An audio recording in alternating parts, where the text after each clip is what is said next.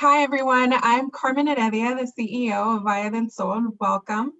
We are here having a community conversation, a cafecito. Asian Pacific American Heritage Month is the celebration of Asians and Pacific Islanders in the United States and their accomplishments. In honor of that, Valle del Sol is doing a series of things, including facilitating a conversation today with local AAPI leaders to learn more about the Asian community, as well as about ways to collaborate and be better allies with each other. So I want to welcome our panel today. We have some excellent leaders, including Valle del Sol's own Sam Castro. She is the Director of Equity and Inclusion. Hi, Sam. Hi, thank you for having me today. And representing the Asian Chamber of Commerce, we have with us Ryan Winkle. Hi, Ryan. Hey, how's it going? How are you? Thanks for joining us. Good. And we have Jason Wong, the founder of the Asian Corporate and Entrepreneur Leader National Group. Hi, Jason. Hello. Thanks for being here today. I know you're doing a lot of these lately. So, Yeah. Talking about the Asian American Pacific Islander community, it is the fastest growing racial group in the country. And that means that we're expected to double in the Asian community by 47 million in 2060. And that, despite that tremendous growth, the Asian community is one of the most understudied racial groups in the country. So I'm going to ask you some questions. We could have this be an open dialogue, and you could jump in if you want to add to anyone's response here. I'm going to start with Sam. Sam, can you tell us more about what it means to be AAPI, especially as we keep in mind that within this community, there are many Latino and Hispanic people from Asian descent as well? Yeah, definitely. Well, being AAPI, I can definitely speak on my own experience in being raised within the culture, just knowing that there are a lot of expectations to fulfill, especially in having the model minority stereotype being placed on the AAPI community, meaning that we're expected to excel in other ways than the general population. I would say that sometimes the identity of being AAPI, especially when you are descendant from Latino or Hispanic heritages, can sometimes be erased, which can take a lot of the educational piece behind what the community is, who the community is, and how our perceptions of the world and culture are. So for instance, pertaining to my own specific experience being raised Filipino American, I know that the Philippine Islands were colonized by Spanish for decades.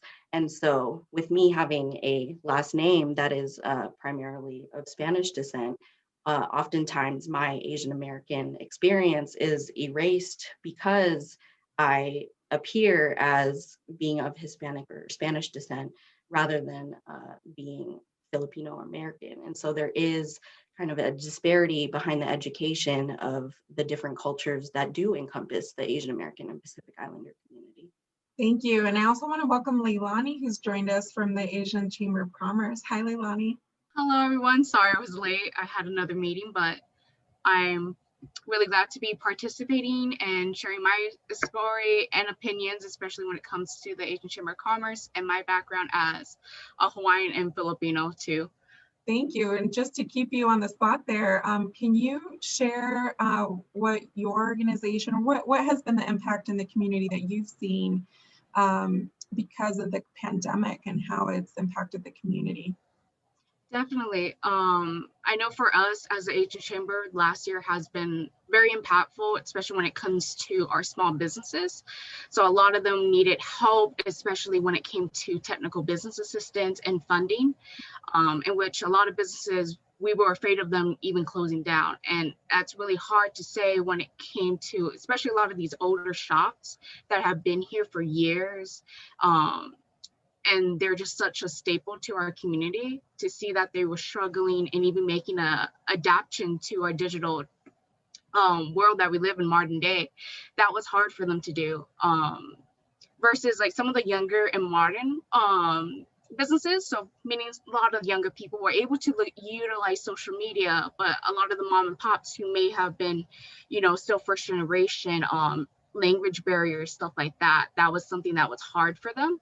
And to adapt, especially last year when it COVID, learning about what's happening, legal documents and stuff like that. So the Asian Chamber, we actually were able to provide a lot of translations, work with them one-on-one to make sure that they are applying for these funding opportunities, making sure they are able to connect with a consultant to get free resources onto getting themselves onto online platforms, and kind of utilizing the best strategy when it comes forward, especially when it came to restaurants like takeout and meeting guidelines that way. Yeah, there was definitely a need to change very quickly into whole new areas, right? And respond to closures and keep businesses alive, right? I'm glad you were there to support them.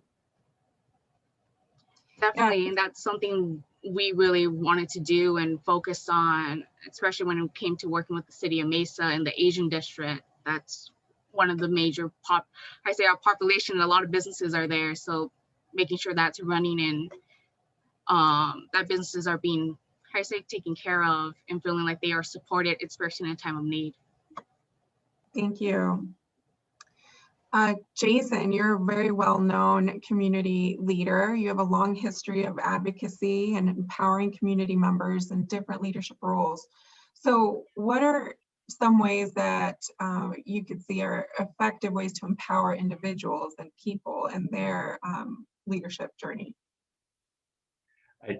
I think that there's so many ways that individual or even business can be part of it. But I'm a big believer of learning. I always believe that the best way to to help empowering other people is to learn about the history. In this case, if willing to learn about like the Asian American history, the racism against AAPI, and understand the present day intersection between all those races, and more importantly, offer support to empower your Asian colleague. If you work with someone, if you have people at work that is Asian American descent, then you should find a way to support them. And other way can also be be a good active ally and giving back to the community by joining group like ASL, Asian Chamber, and even ADL locally, or you can actually join national organization like Stop AAPI Hate, the Asian American Advanced Justice Center. Those are all national organizations, and I think those are many different ways you can help empower. And many people work for corporations. They actually have a lot of those set up ready, and maybe reach out to your employee resource group, and to get to interact with other Asian American employee, and to kind of learn about their background and history. And if you are in the leadership position, I believe that very important that take a look at Asian American have a very unique culture. We may not always being the most standout individual that you will be just see in the boardroom, but then yet we have a unique culture that we believe that working hard and not often be the most visible. That doesn't mean that being a leader should ignore that. So I think really go back to it, just about being aware, educate yourself, learn about it, and I think that that's the best way to empower other people. Thank you. So definitely networking and reaching out, getting involved, learning. Those are all things that you expressed. Thank you. Sam, many people want to have these conversations about race, but they're not sure where to start.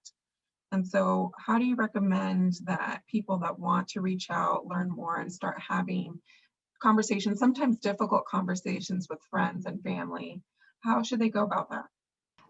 Well, having the conversation about race, ethnicity, any of those things can definitely be something that individuals have trouble with facilitating or even managing, especially within family systems when there are cultural aspects and cultural expectations.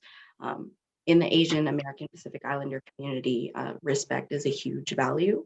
And so I would say when it comes to asking questions about the AAPI community, just going into it with an open mind and being there to listen, to understand, and not necessarily listening to respond. Definitely shows that people are willing to learn about the community and show a sense of allyship that isn't performative, and has a background of wanting to understand more and wanting to know how to serve and support in a way that is tailored to our culture. So again, with the respect, reflecting on our own internal biases, and the way that our own experiences have shaped what we think about the AAPI community, and where those stereotypes or those biases have developed from. Are they set in stone educational and educational pieces, or is it something that's been kind of passed down traditionally and attached to the community as a stereotype? So definitely recognizing our own inner bias and privileges, and then going into the conversation, being willing to have that dialogue and understanding that it could reach an uncomfortable point, but that doesn't necessarily mean that the conversation doesn't need to be had. It just means being able to sit in the discomfort so that we can reach a comfortable understanding and place. And with that, being able to move forward with the knowledge that you've been able to ask and learn from the community, and moving forward in ways that are productive and meaningful, and show support for the community. So definitely just continuing with the research and education, asking questions. I know that some people may feel reluctant to ask questions in fear of being disrespectful, but that's all part of the educational piece, and showing that a person cares enough to understand the community and understand the different stigmas and barriers that we face. Thank you. And sitting in the discomfort, that is very powerful to think about, and allowing space for that. I think it's a journey, right? We're always learning, and I don't think we reach perfection when it comes to acknowledging, our biases and the learning we have to do, because no one person knows everything, right? Or is of all backgrounds. So it's a matter of being respectful and being open and being reflective, right? Mm-hmm. So always asking the questions and always getting more information. Mm-hmm. Thank you. Ryan, going back to businesses, what are ways that, the general community or our audience here can support businesses to help them flourish so that things can get back to normal from the pandemic? For maybe the first question is, are things back to normal? Where do we kind of stand, and what can we do to help? Thank you. I think that there will not be a normal as we knew it before. I think there will be sort of a new normal. The pandemic has shown that telephone and methods of delivery and pickup have become very popular. So even outside of normal sitting down on a patio and having lunch somewhere, people love the delivery and the pickup. People love ordering online. You'll see the QR codes everywhere. Now instead of having a person come to your seat, you'll put that in and then you order from there. Yeah. So one of the things that Asian Chamber did that was pretty successful as far as helping businesses was that we partnered with local CDC, Rail CDC, and essentially we ended up hand-holding and visiting and promoting, doing takeout Thursdays, encouraging people to show up at businesses for mob buying days. Encouraging people that when you go to the Asian store, you don't have to wash your hands more than anywhere else, or the Asian, because there's a lot of fear around COVID and these things. And so really it's kind of, I guess, a get to know your neighbor campaign, so if you if you are in a store, I mean, make that conversation. Go to Unforgettable over there in the Asian district and ask about how they got here to the United States. Their story is amazing. Go to Happy Bao. Their story is amazing. That's the only place you'll go, and where you'll see the family sitting there waiting for you to take that first bite to see how much you love their grandmother's recipe. You know what I mean? So it's all about just spreading that knowledge that each other are humans, and it's okay to interact, and it's okay to come there and ask questions. Yeah, it's funny you mentioned those particular restaurants. My family and I were there all the time. It's our hotspot. So delicious. Now I'm hungry. Jason, when it comes to supporting individuals again and the community, the tough year we've been through, this Asian hate that we keep hearing about, there's a lot to react there for individuals to take in. So if you're suffering from stress and mental health issues and you're in the Asian community during the pandemic or through racial tensions that we're living in, what's your recommendation for people in the AAPI community to address their mental health? What's that like culturally for folks of Asian descent?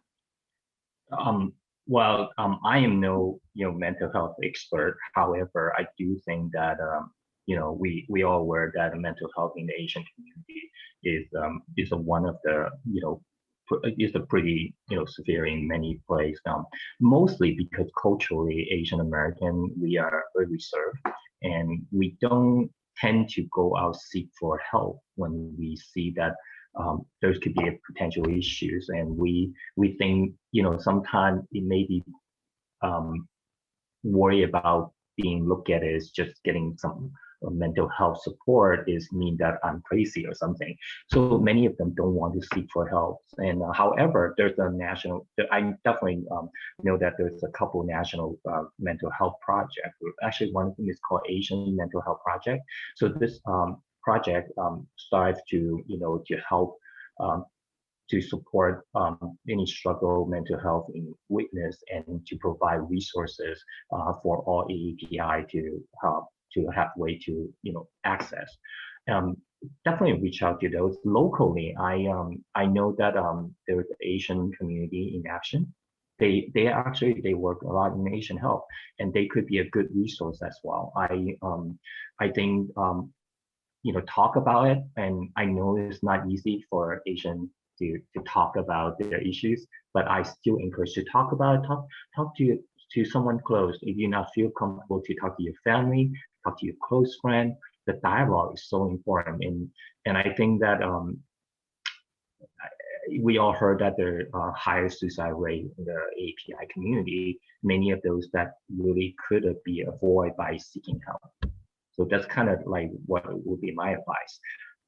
I'd like to actually elaborate earlier when the last question when you mentioned about how to support or empower your Asian American Asian American leader. I think one of the way is very simple. If you have a colleague at work, get to know their name, learn how to pronounce their name correctly. Just a little touch is very important because it shows that you recognize them and you respect them. That is one of the easiest way that we can all do to empower other people. Yeah, and it's a very real way to acknowledge, your coworker, your peer, your neighbor. Thank you, Jason. It is sad that the suicide rate is so high, and yet, as far as diagnosis and use of services in the mental health community, the numbers for the Asian population are not, they don't correspond with the size of the community. So I think we have either a rate of not accessing services or not, identifying the ethnicity correctly from a demographic perspective. So there's definitely more outreach and maybe combating stigma that we need to do to really get people, more involved in addressing their mental health. Yeah, I think like organization like ASL, Asian Chamber, and many other, we need to reach out to our community to kind of encourage them to to talk about that and should not be ashamed to talk about it just because they need that kind of support. I think from outside or on our community, that's the kind of things that we should be doing to encourage them, and it's not something to be ashamed of. Right, absolutely. And so it all starts with learning and getting more information, getting more exposure, elevating each other, elevating each other's communities. So there's been a lot of information presented today, and Jason, you shared some organizations and local groups that people should consider joining, becoming members of. For a question for all of you, are there any other resources or specific action items we should take to learn more about the Asian community and how we can become better allies and friends and neighbors?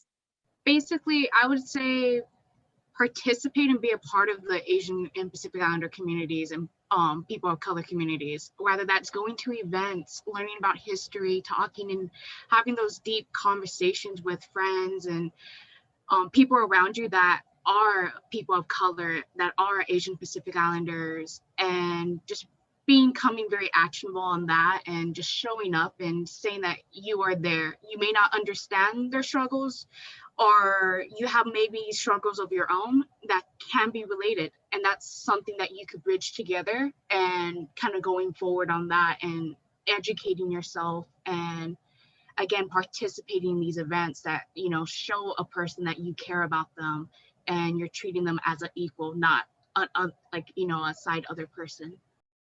Well, thank you so much. I want to thank you for your time today, for your thoughts and expertise, most of all for the leadership that each of you have in the community. Your reputations precede you, and I'm grateful that locally and nationally we have you out there spreading information and being agents of change. Thank you, Valle del Sol, great organization. Yeah, thank you for having us. And thanks for being here, Jason, Sam, Leilani, and everyone. You guys are awesome. Yes, it was good meeting all of you. Thank you. Great to see Bye. everyone. Thank you. Thank you.